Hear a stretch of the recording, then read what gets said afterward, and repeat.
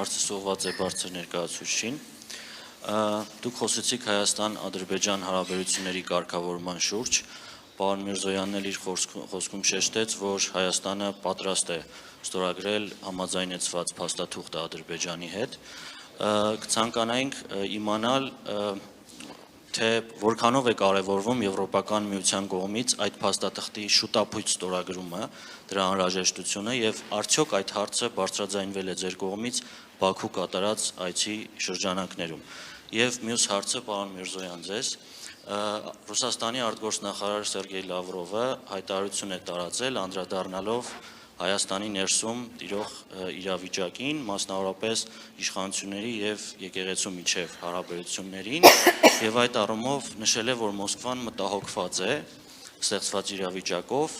նա նշել է, որ դա Հայաստանի ներքին գործն է, բայց այդուհանդերձ Ռուսաստանի Դաշնությունը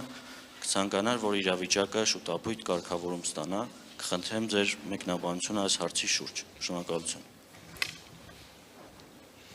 Thank you for your question. Like I said, we are definitely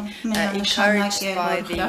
process of normalization between կարգավորման գործընթացով Հայաստանի եւ Ադրբեջանի միջև եւ իհարկե կցանկանանք տեսնել այս գործընթացի ամփոփումը ինչքան հնարավոր է շուտ